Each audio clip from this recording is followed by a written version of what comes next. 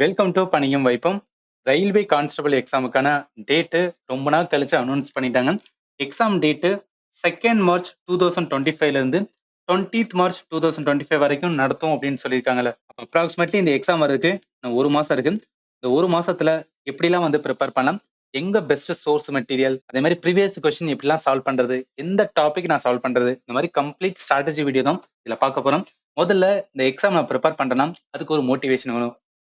அதாவது இந்த 1 மாசம் நம்ம ப்ரிப்பேர் பண்ண போறோம்னா, ஒவ்வொரு நாளும் எந்திரிக்கும்போது என்ன நம்ம மைண்ட்ல திங்க் பண்ணா, நம்மளுக்கு அப்ராக்ஸிமேட்லி 4208 வேக்கன்சி இருக்கு. இவ்வளவு வேக்கன்சில நம்மளுக்கு தேவை ஒரே ஒரு வேக்கன்சி. இது வந்து ஒரு ஹை வேக்கன்சி தான். இதுவே நம்மள வந்து மோட்டிவேட் பண்ணும். ஓகே, இந்த வருஷம் நல்ல வேக்கன்சி வந்திருக்கு. ஏன்னா நம்ம ரயில்வே பொறுத்தளவுக்கு year on year exam conduct பண்ண மாட்டாங்க. இதுக்கு முன்னாடி கான்ஸ்டபிள் வந்து 2019ல கண்டக்ட் பண்ணாங்க.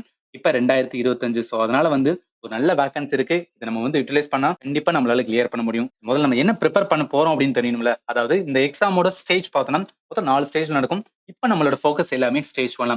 ஸ்டேஜ் 1ல கம்ப்யூட்டர் பேஸ்ட் டெஸ்ட். இதுல 120 கொஸ்டின் கேக்குறாங்க. டைம் பார்த்தோம்னா நம்மளுக்கு வந்து 1.5 மணி நேரம். நெகட்டிவ் மார்க்கிங் இருக்கு 1/3. ஒரு கொஸ்டினுக்கு 1 மார்க். அதுல 0.33 வந்து நெகட்டிவா போயிடும். இதை நம்ம கிளியர் பண்ணா அடுத்து பிசிக்கல். பட் நம்ம பிசிக்கலை பத்தி யோசிக்க வேணாம். முதல்ல வந்து ரிட்டனை வந்து யோசிப்போம். அதை எப்படி கிளியர் பண்ண போறோம் அதை மட்டும் நம்ம மைண்ட்ல வந்து கம்ப்ளீட்டா வச்சுக்கலாம்.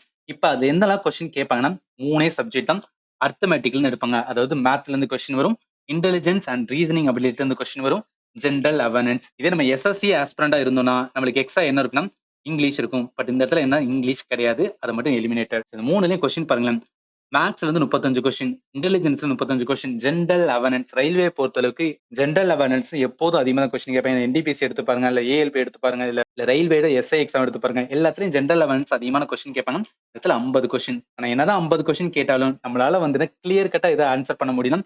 மேத் பிளஸ் வந்து ரீசனிங். இதுல ஒரு 70 கொஸ்டின் கேட்கறாங்கல்ல. இந்த 70ல நம்மளுக்கு வந்து ஒரு 60 கொஸ்டின் வந்து ஆன்சர் பண்ணிடலாம். அந்த அளவுக்கு தான் வந்து ஸ்டாண்டர்ட் இருக்கும். இல்ல நம்ம நல்லா ப்ரிப்பேர் பண்ணா 60 கொஸ்டின் வந்து தாராளமா எடுக்கலாம். பட் என்னதான் நம்ம ஜெனரல் அவேர்னன்ஸ்ல முக்கிய படிச்சாலும் இதுல வந்து ஒரு 35 கொஸ்டின் தான் வந்து எடுக்க முடியும். ஏன்னா ஒரு 5-6 கொஸ்டின்ஸ் வந்து கரண்ட் அஃபேர் போயிடும். அந்த கரண்ட் அஃபேர் வந்து ரொம்பவே யாருக்கும் தெரியாத கரண்ட் அஃபேர், இல்ல ரொம்ப ஃபேக்சுவலா கேட்பாங்க. அதனால ஜெனரல் அவேர்னன்ஸ் பத்தி worry பண்ணாதீங்க. உங்களோட மைண்ட் ஃபோக்கஸ் ஒரு கொஸ்டினை தொடரணும் அக்யூரேட்டா நம்மளுக்கு தெரியும் அப்படின்னா அது மேத் பிளஸ் இன்டெலிஜென்ஸ் பண்ண முடியும். இதுல ரெண்டையும் வந்து நல்ல ஃபோக்கஸ் வைங்க.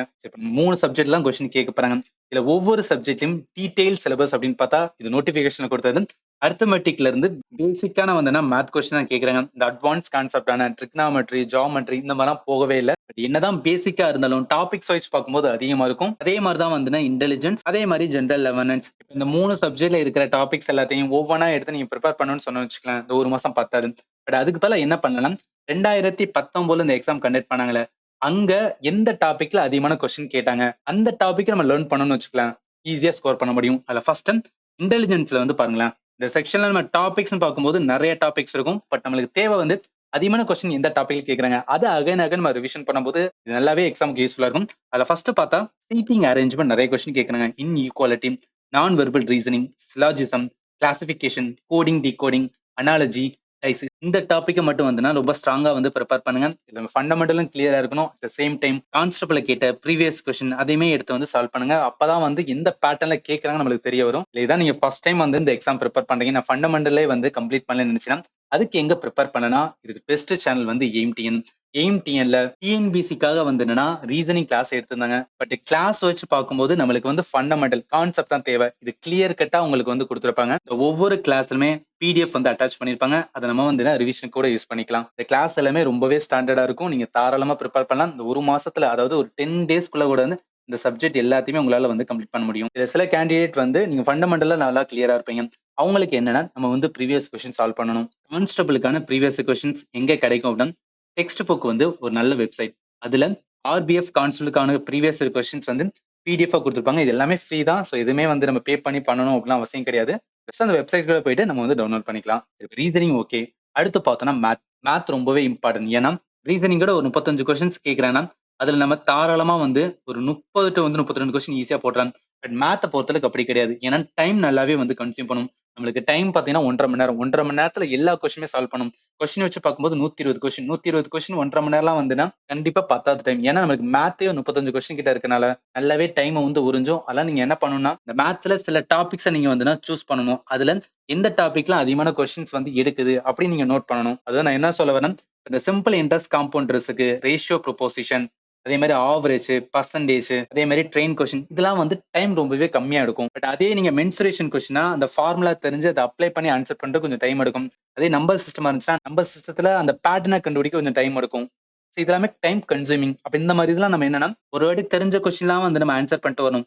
தெரியாத கொஸ்டின் அப்படியே வந்து ஹோல்ட்ல வச்சுட்டு ஒன்ஸ் முடிச்சதுக்கு அப்புறம் அதாவது ஒரு ரீடிங்ல முடிச்சதுக்கு அப்புறம் அடுத்து வந்து என்ன பண்ணணும்னா மிச்சம் இருக்க ரீசனிங், ஜெனரல் அவேர்னஸ் இது எல்லாத்தையும் முடிச்சுட்டு வந்து எதுக்கு வரணும் அந்த தெரியாத கொஸ்டின் அப்ரோச் பண்ணணும். இந்த மாதிரி பண்ணும்போது உங்களால டைம் வந்து நல்லாவே சேவ் பண்ண முடியும். உங்களால ஈஸியான கொஸ்டின் வந்து ஃபர்ஸ்டே போட்டிருப்பீங்க. அப்பவே உங்க மைண்டுக்குள்ள தோணிடும், ஓகே நம்ம அட்டன் பண்ண கொஸ்டின் எல்லாமே கரெக்டான கொஸ்டின். ஏன்னா மேத்தை பொறுத்த அளவுக்கு நம்ம ஆன்சர் பண்ணும்போது தெரிஞ்சிடும் ஒரு கொஸ்டின் வந்து ஆன்சர் இதுதான் கரெக்டா இல்ல வந்து ராங்காண்டு. அதனால பிளானிங் ரொம்ப ரொம்ப இம்பார்ட்டன்ட். ஏன் சொல்றேன்னா இப்ப மேத்ல 1ல இருந்து 35 கொஸ்டின் வருது போதுன்னு வச்சுக்கோங்க. 3வது கொஸ்டின் டஃபா வச்சிருப்பாங்க. அந்த 3வது கொஸ்டின் நம்ம சால்வ் பண்ணியே தீரும்னு சொல்லி உட்கார்ந்தோம்னு வச்சுக்கலாம். அதுலயே என்னன்னா ஒரு 10 நிமிஷம் வந்து போயிடும். இதெல்லாம் நிறைய ஸ்டூடெண்ட் வந்து பண்ணிருக்காங்க. அதனால தான் சொல்றேன். நம்மளுக்கு 10 நிமிஷம் ஓடிடுச்சுன்னு வச்சுக்கலாம். அந்த லாஸ்ட் இருக்கு பாத்தீங்கன்னா அந்த ஒரு 10 கொஸ்டின் அது ஈஸியா இருக்கும். அது பார்க்க டைமே இருக்காது. அதனால என்னன்னா நீங்க ரேண்டமா அட்டன் பண்ணுங்க. இதெல்லாம் தெரியுமோ அதை ஃபர்ஸ்ட்ல அட்டன் பண்ணிட்டு தெரியாத கொஸ்டின் பின்னாடி வச்சுக்கலாம். நமக்கு டைம் இருந்தது அந்த ரொம்ப கஷ்டமான கொஸ்டினை பாத்துக்கலாம். இந்த மைண்ட் செட்லயே வந்து கொஸ்டின் அப்ரோச் வைங்க. இந்த மேத்துக்கு நீங்க எங்க ப்ரிப்பேர் பண்ணலாம் அதே எம்டிஎன் சேனல்ல நீங்க ஃபாலோ பண்ணலாம். ஆர் எல்ஸ் வந்து நம்மளோட சேனல்ல கம்ப்ளீட்டா சென்ட்ரல் கவர்மெண்ட் எக்ஸாமுக்கு மட்டும் தான் வந்து கிளாஸஸ் எடுத்திருக்கோம். இதுல மேத் ரிலேட்டடா ப்ரீவியஸ் இயர் எஸ்எஸ்சி எக்ஸாம் அதே மாதிரி வந்து ரயில்வேல என்டிபிசி வந்து கவர் பண்ணி போட்டிருக்கோம். எஸ்எஸ்சில பார்த்தோம்னா சிஜிஎல், எம்டிஎஸ் எக்ஸாம், அதே மாதிரி சிஹெச்எஸ்எல், சிபிஓ எக்ஸாம் இந்த மாதிரி நிறைய எக்ஸாம் இருக்கும். அதுல ப்ரீவியஸ் இயர்ல மேத் எப்பலாம் கேட்டாங்க சொல்லி கவர் பண்ணிருக்கோம். இதெல்லாம் உங்களுக்கு யூஸ்ஃபுல்லா இருந்துச்சுன்னா நீங்க ஃபாலோ பண்ணிக்கலாம். இப்போதைக்கு ஃபண்டமெண்டல் டாபிக்ஸ் வந்து இப்பதான் ஸ்டார்ட் பண்ணிருக்கேன். அதுல பெர்சன்டேஜ் டாபிக் தான் முடிச்சிருக்கேன். நடத்துறவே உங்களுக்கு பிடிச்சிருந்துச்சுன்னா நீங்க இந்த வீடியோமே பார்க்கலாம். இது வந்து மேத். அடுத்து பார்த்தோம்னா ஜெனரல் அவேர்னஸ் ரொம்ப ரொம்ப இம்பார்ட்டன்ட். அந்த 50 கொஸ்டின் கிட்ட கேட்கறாங்க. அதுல இதெல்லாம் அதிகமான கொஸ்டின் கேட்கறாங்க பாருங்களேன். ஹிஸ்டரியில இருந்து டெஃபினட்டா கொஸ்டின் இருக்கு. Geography, polity, economics, static GK play a crucial role. இதுலனா எஸ்எஸ்சி எக்ஸாமும் சரி ரயில்வே எக்ஸாமும் தெரியும். ரெண்டுலுமே என்ன இந்த ஸ்ட்ராட்டஜிக்கு வந்து நல்லாவே கேட்பாங்க. இங்க பாருங்களேன் 10ல இருந்து 12 கொஸ்டின்ஸ் வந்து 2019ல வந்து கேட்டிருக்காங்க. அதே மாதிரி கரண்ட் அஃபேர்ஸ் இவ்வளவுதான் டாபிக்லாம் கிடையவே கிடையாது. சயின்ஸ்லாம் இருக்கு. சயின்ஸ்லவே நல்லா கொஸ்டின் கேட்பாங்க. பட் அந்த அளவுக்கு வந்து கான்ஸ்டபிள் எக்ஸாம்ல சயின்ஸ்ல அதிகமான கொஸ்டின் கேட்க மாட்டாங்க. பட் நார்மல் ரயில்வே எக்ஸாம்னு வச்சுக்கலாம் சயின்ஸா வந்து மேஜர் ரோலே பண்ணும். ஏன் சொல்றேன்னா என்டிபிசில தனியா வந்து என்னன்னா சயின்ஸுக்கான வந்து ஒரு செக்ஷன் இருக்கு. அதே மாதிரி தான் வந்து குரூப் டி. சயின்ஸ் வந்து நல்லாவே ப்ளே பண்ணும். பட் இந்த எக்ஸாம்ல அவ்வளவா வந்து கொஸ்டின் கேட்கல. 1 ஆர் 2 கொஸ்டின்ஸ் வந்து கேட்பாங்க.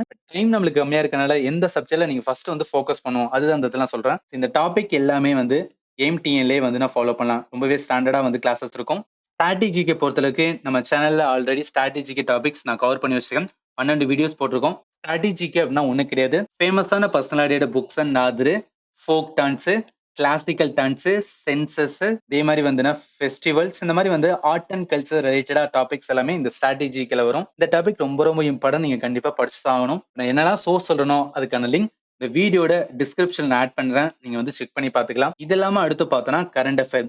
கரண்ட் அஃபேரை பொறுத்தளவுக்கு 6 மாசத்துல என்னெல்லாம் வந்து கரண்ட் அஃபேர் இருக்கும் அது வந்து ப்ரிப்பேர் பண்ணணும். பட் அந்த அளவு வந்து இம்பார்ட்டன்ஸ் கொடுக்காதீங்க. ஏன் சொல்றேன்னா நம்ம எந்த அளவுக்கு வந்து இன்புட் கொடுக்குறோமோ அந்த அளவுக்கு கரண்ட் அஃபேர்ல இருந்து அவுட்புட் கிடைக்காது. இந்த கொஸ்டின் எல்லாமே ரொம்பவே வந்து ஃபேக்சுவலா இருக்கும். அட் த சேம் டைம் வந்து ஒரு 2-3 கரண்ட் அஃபேர் யாருக்குமே தெரியாத மாதிரி தான் எடுப்பாங்க. நீங்க இதை படிக்கிறதுக்கு பதிலாக ஃபண்டமெண்டல் டாபிக்கான பாலிட்டி, எக்கானமி, ஹிஸ்டரி, ஜியோகிராஃபி இதெல்லாம் லேர்ன் பண்ணணும்னா நல்லாவே ஸ்கோர் பண்ண முடியும். நான் சொன்ன வரைக்கும் உங்களுக்கு ஏதாவது டவுட் இருந்துச்சுன்னா இந்த வீடியோட கமெண்ட் செக்ஷன்ல மென்ஷன் பண்ணுங்க. நான் கண்டிப்பா உங்களுக்கு ஆன்சர் பண்றேன். Finally, thank you for watching and have a nice day.